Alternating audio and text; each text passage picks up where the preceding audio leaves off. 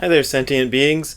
I got an email today about a subject that I had assumed I'd already addressed a long time ago, either on this video channel or on the FAQ section at hardcorezen.info.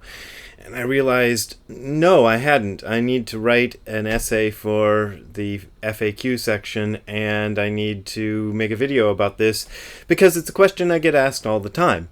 And the question is, I'm interested in Soto Zen, and can you tell me how to enter a monastery in Japan, or how to go to Japan and find a Zen teacher? And I'll tell you what my first Zen teacher told me 30 odd years ago, which is don't. These days in Japan, there are lots of Zen temples and a handful of Zen monasteries. You'll find them on, they're like finding churches in the US or Europe. You find them in any neighborhood will probably have one. But most of them function as sort of community centers. They have ceremonies there, religious ceremonies, chanting ceremonies. They have matsuris. A matsuri is like a festival. They'll have like a summertime Obon festival or Tanabata, or I don't know. They'll have different festivals there. They tend to sort of lend their grounds out to these kind of things. But if you want to go sit zazen, it's not really gonna happen. When I first moved to Japan in 1993, I was living in this city called Takaoka. And Takaoka is a small city by Japanese standards, but it was about the same population as Akron, Ohio. So you had a lot of Zen temples around. Me and some friends decided we wanted to go sit zazen, and I was sort of elected the leader of this group because I'd done it before. So we found a temple, and I didn't make the arrangements, but somebody else did. But we arranged a time to go there. We get to this temple, and a monk greets us at the door. Didn't speak any English, but we kind of got by, and he showed us to their zendo, their little, with the cushions and the meditation hall, what they call it, zendo, and then said, "Here you go," and left. He didn't give us zazen instructions. He didn't stay there with us. He just left. So that ended up being the first time I had led a group in sitting zazen, because I knew how to do the stuff. But that's kind of the attitude you'll find over there from most Zen temples.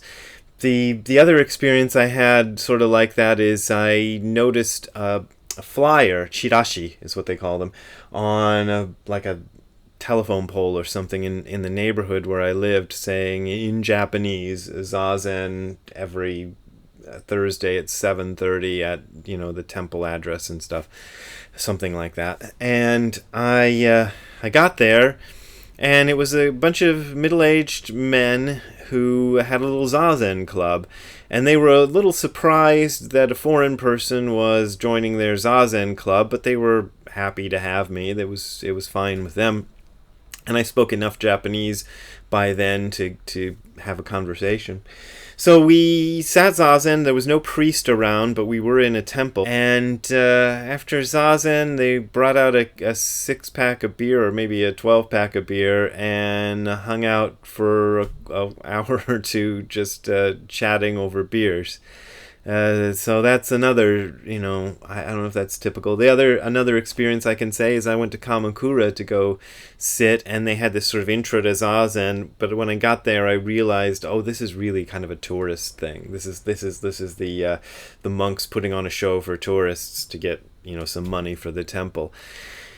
As far as entering a monastery, the only monastery I know of that has a comparatively easy way for foreigners to enter is on Taiji, and they have a website. I'll put it below because I can't remember it off the top of my head, but it'll be on the screen for you. There was a monk there named Muho who was running the place, and I say was because he might still be there as of the recording of this video, but I've heard he's retiring. But he's German and speaks English, and so because he was German and is German and speaks English, it was easier for foreigners to enter Antaiji. But last I heard, he made people commit to at least 3 years of practice at Antaiji, and he required anybody who came there to be able to speak conversational Japanese because there was so much interaction with the community. Now, this is one thing that I think a lot of people miss this, and to me it seems like blindingly obvious, but I'm going to say it because I think a lot of people don't know this. If you want to enter a Japanese Zen monastery, the first thing you're going to have to do is learn how to speak Japanese. And not just Ohayo gozaimasu, watashi no namae wa Brad desu. And, hi, good morning, my name is Brad. You need to be able to speak a conversational level of Japanese. You might not be required to be brilliant at it, but you need to be able to have common everyday interactions in Japanese. And if you can't do that, just forget it. These temples are not set up for foreigners, and there's not going to be translations of anything for you, translations of Dharma talks or translations on instructions for how to wash the toilet. They're not going to be in English. The next thing is you have to really understand Japanese culture. And I don't just mean you have to know that you take your shoes off before you go inside somebody's house. I mean, you're going to have to know that, but you're going to have to be at a level of understanding Japanese culture that is acceptable to the rest of the people at the center, at the monastery, because you're going to be interacting with Japanese people, and our manners and ways of doing things in America and Europe and Australia and most of the places that people are probably watching this video are very different from how they do things in Japan. Just me working at Tsuburaya Productions, a film production company who were fairly internationally minded, was a big cultural clash just about every day, and I got along in Japan pretty well as far as understanding how to do things, as compared to other people I knew. One other thing I would recommend: read this book, Eat, Sleep, Sit by Kaoru Nonomura. It's in English and it's available on Amazon. I just checked.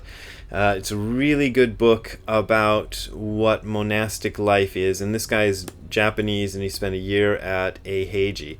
And I'd like to read you a passage that I just found. I opened this book at random and came across this passage, and this will give you some idea, I think, of what you're going to be up against if you decide to enter a Japanese monastery. This is from Instructions on Revering Monastic Superiors, written in 1244 by Dogen. When entering the cell of a superior, do so from the edge of the entrance, not the middle. When facing a superior, always straighten yourself up and hold perfectly still. Until your superior has sat, do not sit. Until your superior has stood, do not stand. Until your superior has eaten, do not eat. Until your superior has finished eating, do not finish eating. Until your superior has bathed, do not bathe. Until your superior has gone to sleep, do not sleep.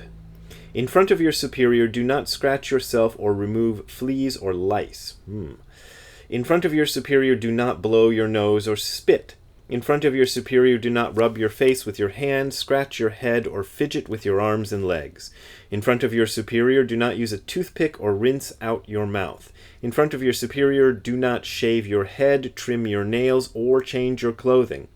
In front of your teacher, do not yawn with your mouth wide open, cover your mouth with your hand.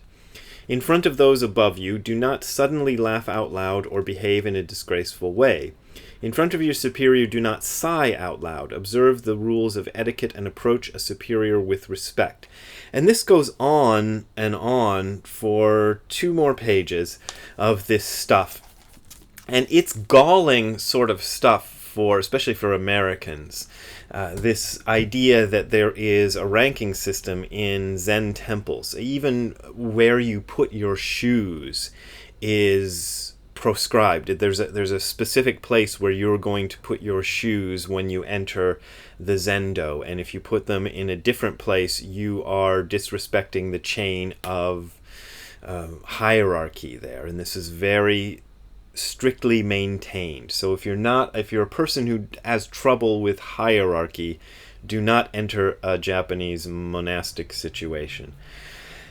As for me, I never did it. I never was a monastic in Japan. I studied with a Zen teacher who believed that the best way to study Zen was to keep a foot, or maybe more than a foot and a hand, or if it's twister, I don't know, whatever. But to keep your position in the regular society. Like, he advised me, don't quit your job and join a monastery. Specifically, he said that to me one time. So I didn't do the monastic style. He had retreats, he had regular zazen every day you could join, he had a weekly class and stuff, so I did a lot of these things, but not joining a monastery. If you want to join a Zen monastery, you'd have a much better time joining, for example, Tassajara, or I believe it's called Zen Mountain Center in New York, the Minnesota, I believe in the Minneapolis Zen Center. You can join their monastic training center, which is in southern Minnesota, and I've been there 3 times and can't think of the name right off the top of my head. There's a few places in the U.S. There's a place in England, I think, called Thrussell Hole, or I don't think it's Hall, but anyway, there's Shasta Abbey too in California. There's several places in the U.S., a handful of places in Europe. I don't know what's going on in Australia or South America, but I would recommend those places much higher than any place in Japan. That as if you're going to try to have a monastic experience and you're not deeply imbued in Japanese culture. I'm going to be reading more from my book, Letters to a Dead Friend, about Zen in the Angel City Zen Center. Go to their website, aczc.org or aczc.org, for information on the schedule and when I'll be doing those talks. The book comes out in October, so please get it. Also, as always, my PayPal and Patreon links are below this video. That's how I make my living. That's how I keep making these videos. That's how I buy bread and cereal and eggs and things. So thanks a lot for listening. See you later. Bye.